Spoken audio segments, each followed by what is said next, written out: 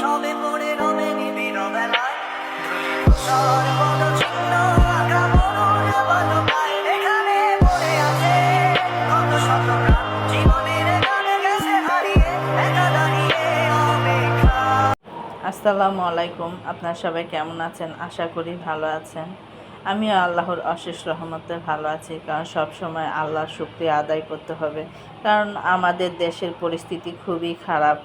কিছুদিন আগে গেছে কোটা আন্দোলনে শত শত প্রাণ ঝরে গেছে, এখন আবার বন্যায় অনেক মানুষের ক্ষতিগ্রস্ত হয়েছে। ভারত থেকে পানি ছেড়ে দিয়েছে, সেই পানিতে আমাদের বাংলাদেশ 12টি জেলা মনে করেন বন্যায় ক্ষতিগ্রস্ত হয়েছে। কি বলবো, বলার ভাষা নেই। মানুষ এতটা পাষাণ আর এতটা নির্মম কিভাবে হতে পারে যে এক দেশ থেকে আরেক দেশের মানুষকে ক্ষতি করতে পারে? তারাও তো মানুষ, তারা মানুষ নামের কলঙ্ক। কিছু বলার নেই।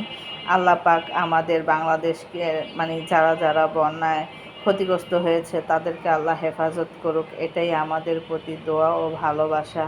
আর বিভিন্ন জায়গা থেকে ছাত্ররা আরও অর্থবিত্তশীলরাও খুবই সাহায্য করছে। এখন আবার দেখা যাচ্ছে যে অনেক জায়গায় মানে মানুষ মারা গেছে, সেগুলো ভেসে উঠছে। কি বলবো, করুণ ইতিহাস।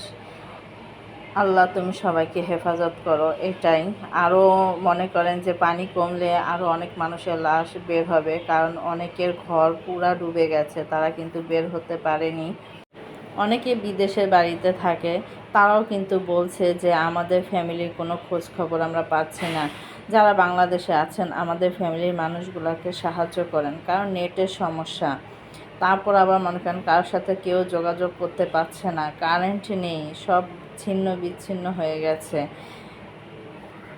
বিদেশে মানুষগুলো যেভাবে আহাজারি করছে কি বলবো, তখন চোখের পানি ধরে রাখতে পারি না। আর তো মনে করেন এই তো বন্যার যে অবস্থা হয়েছে সেগুলো দেখলে মনে করেন খুবই খারাপ লাগে।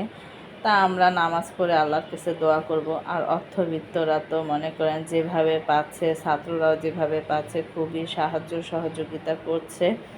আর মনে করেন যে তাদের খুবই এখন পানির দরকার, খাবারের দরকার। তা যে যেভাবেই পারেন না কেন তাদেরকে সাহায্য করবেন। আমরাও যতটুকু পারি আমরাও সাহায্য করব।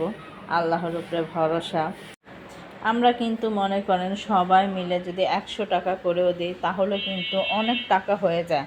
তা আমরা কিন্তু এভাবে কিন্তু বন্যার্তদের পাশে কিন্তু আমরা দাঁড়াতে পারি। আছে না যে আপনার অনেক টাকা দিতে হবে, তা না। 100 করে যদি এক এক ফ্যামিলি থেকে যদি দেওয়া হয় তাহলে কিন্তু অনেক টাকা হয়ে যায়। ওদের একটু সাহায্য হবে, কারণ ওদের খাবার নেই, পানিটা পর্যন্ত ভালো নেই, খাবার নেই, ওরা খুবই কষ্টে আছে।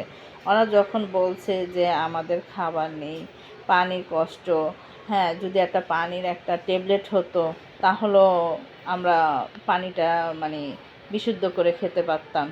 এই কথাগুলো শুনলে আর ভালো লাগে না। তা আমরা সবাই মিলে যে যেমন পারবো সাহায্য করব।